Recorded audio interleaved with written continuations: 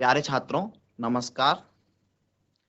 आजकल कोरोना महामारी के चलते लॉकडाउन के कारण आप लोग अपने घरों पे ही हैं, विद्यालय नहीं जा पा रहे हैं। तो मैं प्रदीप बहुगुणा राजकीय inter college soda Surauli Dehradun में भौतिक विज्ञान का प्रवक्ता हूं और आपसे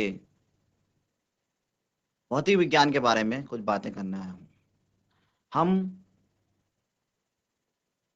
क्योंकि विद्यालयों में नहीं जा पा रहे हैं, पढ़ाई हमारी बाधित हो रही है, इसलिए हमारी सरकार ने यह प्रयास किया है कि टेलीविजन के माध्यम से, दूरदर्शन के माध्यम से ऑनलाइन पढ़ाई हम करेंगे। तो अपने अनुभवों के आधार पर जहां जहां हमें भौतिक विज्ञान में समस्याएं आती हैं, जो टॉपिक समझ में नहीं आते हैं, उन पे मैं आपसे बातचीत करने वाला हूं। आप सभी इससे पहले कक्षा 8 में थे और अब कक्षा 9 में पहुंच चुके हैं। कक्षा 9 में थोड़ा सा मैं विषय की जानकारी दे दूं कि कक्षा 9 में विज्ञान विषय हमारा 3 भागों में बटा है, जिसमें कुछ अध्याय भौतिक विज्ञान, कुछ रसायन विज्ञान और कुछ जीव विज्ञान के हैं। इन सभी अध्यायों में हम आज गति नामक अध्याय का अध्ययन करेंगे। उससे पहले एक समस्या हमारे सामने यह भी आ सकती है कि हमारे पास पाठ्य पुस्तकें उपलब्ध नहीं होंगी। पाठ्य पुस्तकें उपलब्ध करने का या प्राप्त करने का सबसे आसान तरीका यह है कि हमारे जो हमसे सीनियर, हमारे बड़े भाई बहन या पास पड़ोस के जो विद्यार्थी कक्षा 9 में रहे होंगे, आप उनसे पुस्तक ले सकते हैं। और अगर फिर भी नहीं है, ले पा रहे हैं, तो एनसीईआरटी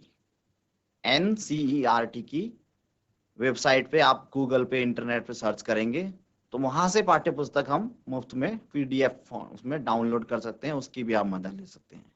और अगर फिर भी आप किसी तरह से पाठ्य पुस्तक प्राप्त करने में सफल नहीं हो पाते हैं या नहीं मिल पाती है, तो भी चिंता की कोई बात नहीं। हम आसान तरीके से आपके जो भौतिक विज्ञान का जो ये गति विषय टॉपिक है, इस पे हम बात करेंगे और इसको समझने की कोशिश करेंगे।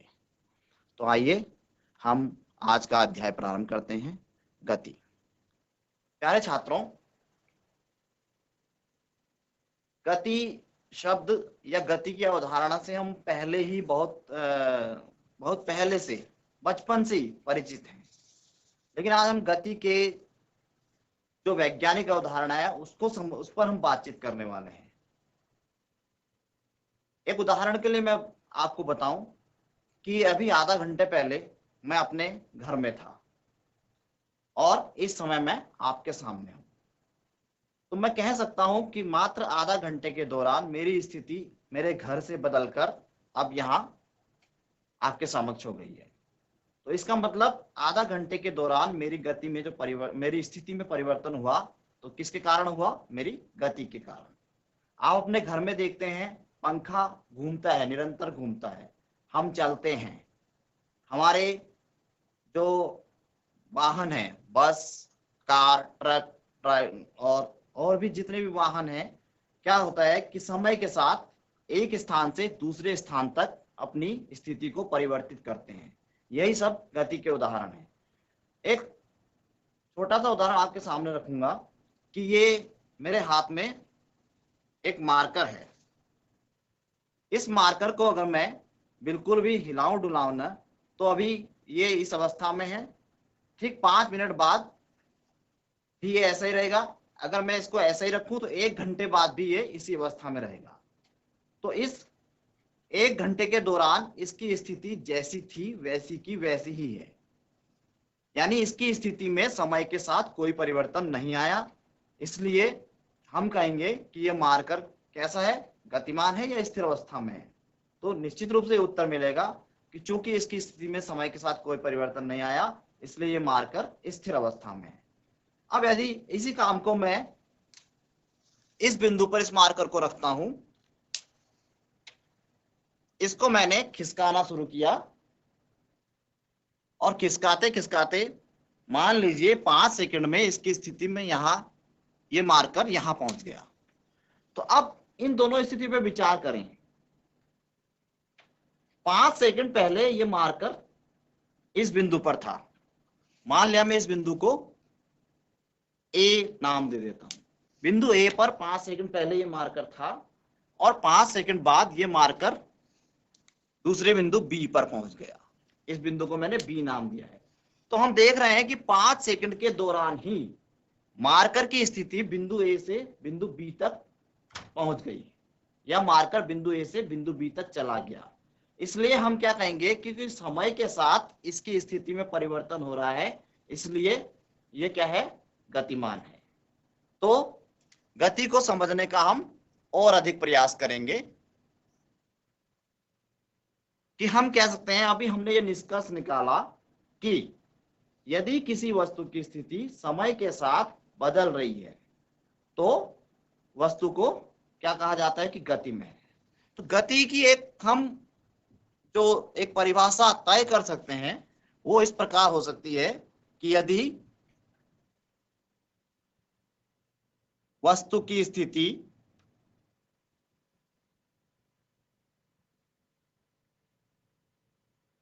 में समय के साथ परिवर्तन हो रहा है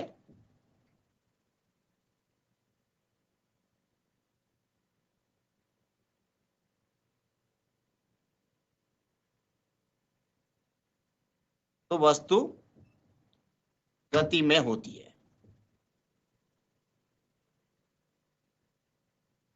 यहां पर स्थिति में समय के साथ परिवर्तन होना बहुत महत्वपूर्ण बात है। यदि स्थिति समय के साथ बदल रही है तभी वस्तु गतिमान कहलाएगी। मान लीजिए मैं यहाँ पर खड़ा हूं और मैं बिल्कुल ऐसे खड़ा ही रहता हूं, 1 घंटे बाद 2 घंटे बाद मेरी स्थिति आपको यही मिलती है, तो इसका मतलब मैं कोई गति में नहीं हूं या गतिमान वस्तु नहीं हूं। तो वस्तुओं की गति के उदाहरण आप अपने चारों ओर बहुत अवलोकन करके देख सकते हैं। चारों ओर बहुत से उदाहरण हमें मिलते हैं। हमारा पंखा है, कार है, बस है, ट्रक है, हम खुद हैं, हमारे छोटे भाई बहन हैं, बच्चे हैं, जो भी हैं, एक स्थान से दूसरे स्थान तक जाने के लिए गति का प्रयोग करते हैं। ये तो ऐसे उदाहरण हैं जो हमें प्रत्यक्ष रूप से दिखाई देते हैं, जो हम प्रत्यक्ष गति के रूप में इनको समझ सकते हैं। लेकिन कुछ गति इस प्रकार की भी होती है जो होती तो है लेकिन दिखाई नहीं देती, जिनको हम बोलते हैं अप्रत्यक्ष गति।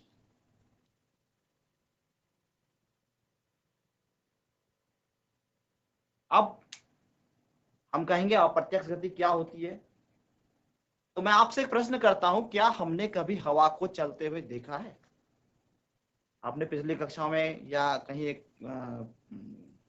कविता मुझे याद आ रही है, हमने पढ़ी थी who is in the wind, कि किसी ने हवा को चलते हुए देखा है? तो हवा को हम चलते हुए प्रत्यक्ष रूप में देख नहीं सकते, लेकिन हम हवा का चलना महसूस करते हैं। जब पत्तियां पेड़ों की हिलती हैं, पेड़ों की टहनियां तेज हवाएं तो झुक जाती हैं, तो हम कहते हैं कि हवा चल रही है।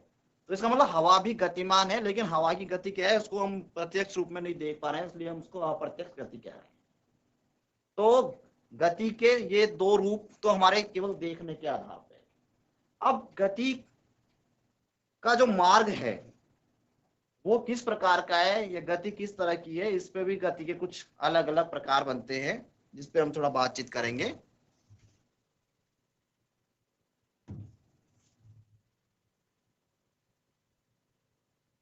तो हम देखेंगे कि एक गति तो है, एक बस है मान लिया, वो एक स्टेशन से शुरू करती है। यहाँ पे हम बिंदु ए को ही एक स्टेशन मान लेते हैं।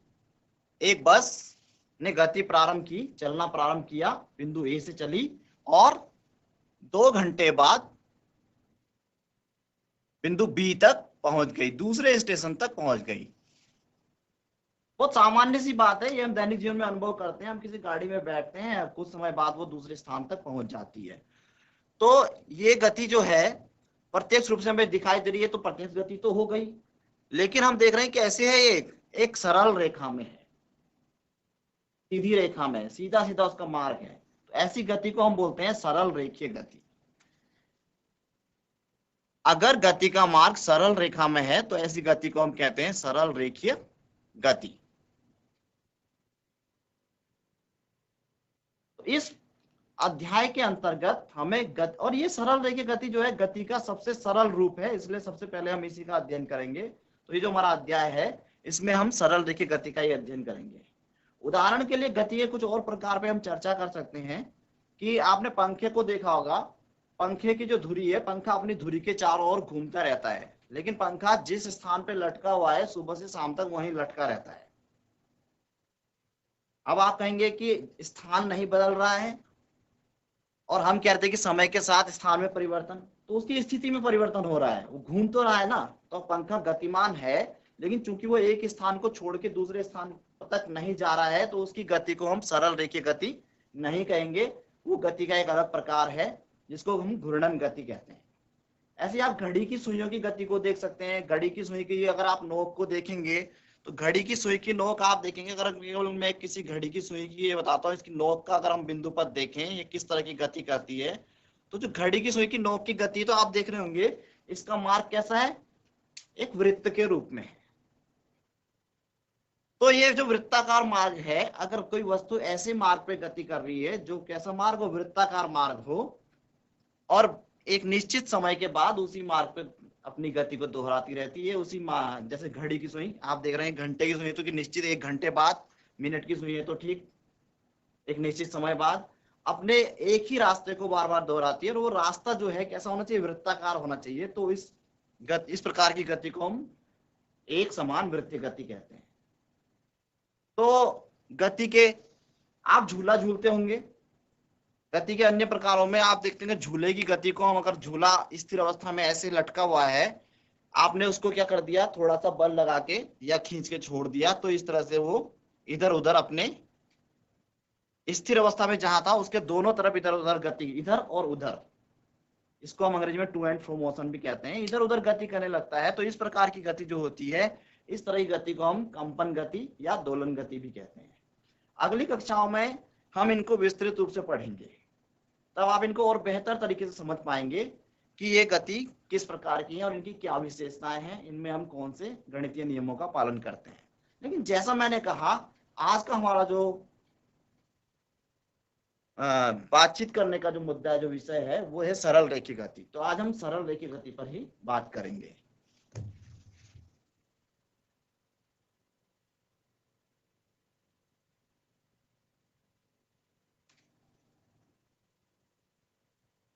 सरल रेखीय गति,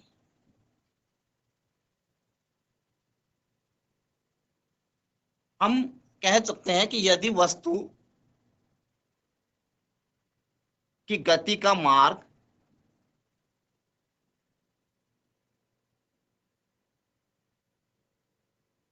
एक सरल रेखीय पथ हो,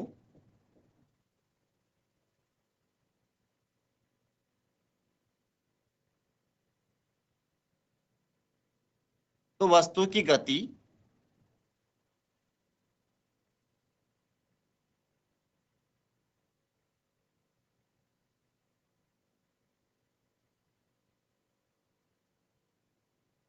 सरल रेखीय गति कहलाती है।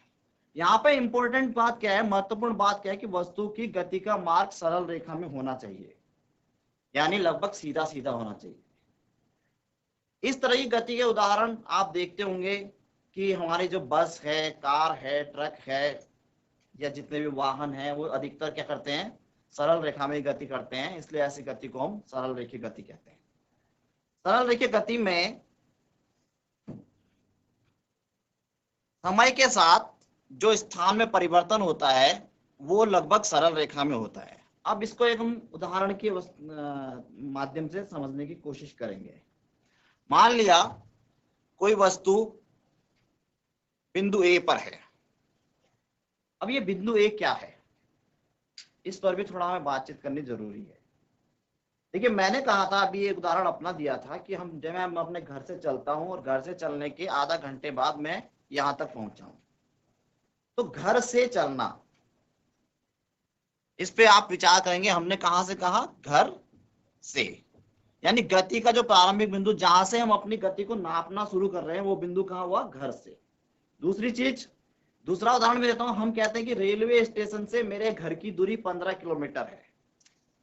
कहां से, रेलवे स्टेशन से।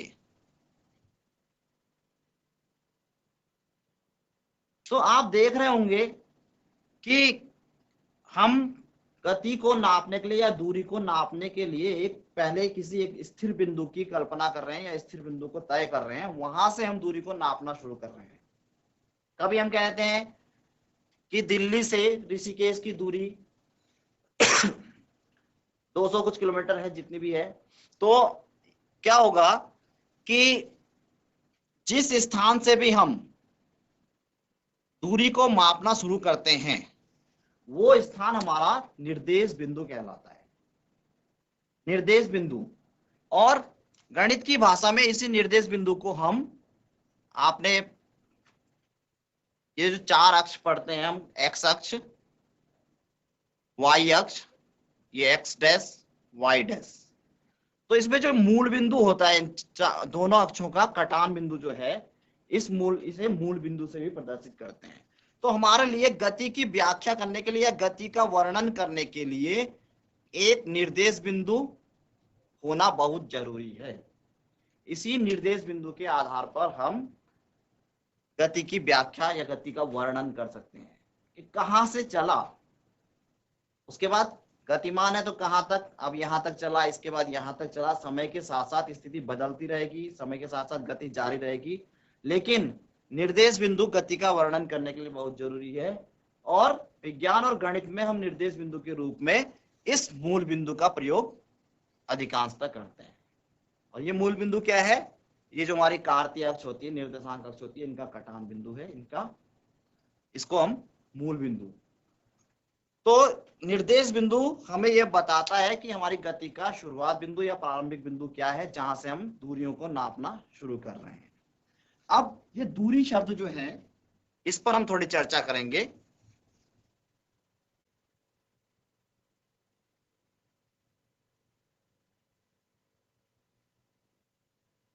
अपनी बातचीत के दौरान हमने बहुत लोगों से सुना होगा, किताबों में पढ़ा होगा, समाचारों में सुनते हैं कि एक बस ने 2 घंटे में इतनी दूरी तय की, मुंबई से ऋषिकेश तक की दूरी इतनी है, मेरे घर से तुम्हारे घर तक की दूरी इतनी है, घर से विद्यालय की दूरी इतनी है।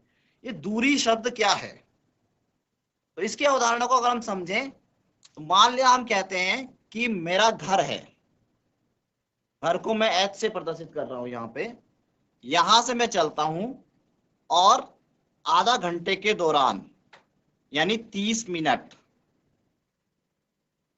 के दौरान मैं घर से पहुंचकर अपने विद्यालय तक पहुंच जाता हूं, विद्यालय स्कूल, जिसको मैंने एस से प्रदर्शित किया है। तो मैं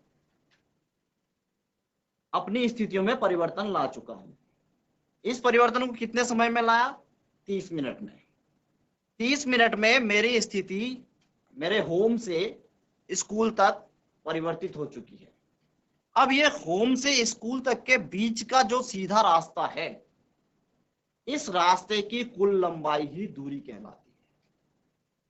यानी वस्तु अपनी गति के दौरान जितना भी रास्ता तय करती है, उस मार्ग की पूरी लंबाई दूरी कहलाती है। इस लंबाई को हमें पूरा पूरा नापना होता है। तो दूरी की जो अवधारणा है, हम कह सकते हैं कि वस्तु द्वारा गति के दौरान तय किए गए मार्ग की कुल लंबाई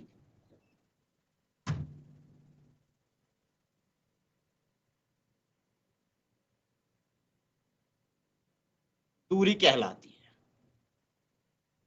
यहां पर कुल लंबाई जो है ये बहुत महत्वपूर्ण है, क्योंकि कभी कभी क्या होता है कि हम चल तो रहे हैं, चलने के बाद थोड़ा वापस आ जाते हैं। तो जब वापस आते हैं तो उस वापस आने में भी जो लंबाई तय की गई है उसको भी हमें नापना है। इसको मैं एक उदाहरण की सहायता से स्पष्ट करता हूं कि मान लीजिए बिंदु ओ से कोई वस्तु चलना प्रारंभ करती है और ये 5 kilometre, 10 kilometre, 15 kilometre, 20 kilometre, 25 kilometre, 30 kilometre, इस तरह से मैंने एक निरूपण यहाँ पे कर दिया है। ओ से कोई वस्तु पहले ए तक जाती है और उसके बाद वो ए से लौटकर बी तक आती है।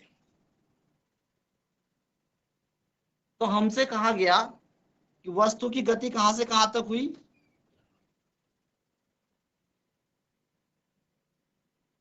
ओ से ए तथा बी तक। अब देखिए, अगर हम इसको देखें तो हमारे पास केवल क्या है कि ओ से बी तक आने में केवल दूरी हमें 20 दिखाई दे रही है, लेकिन ये 20 नहीं है।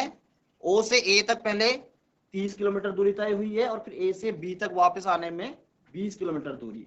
तो कुल मिलाकर दूरी तय हुई 30 प्लस 20 यानी 50 किलोमीटर।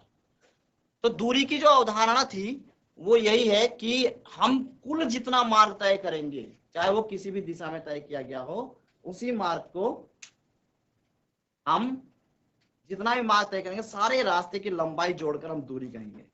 तो दूरी की अवधारणा हम समझ चुके होंगे। इसके आगे विस्तार से हम बात करेंगे अगले सत्र में।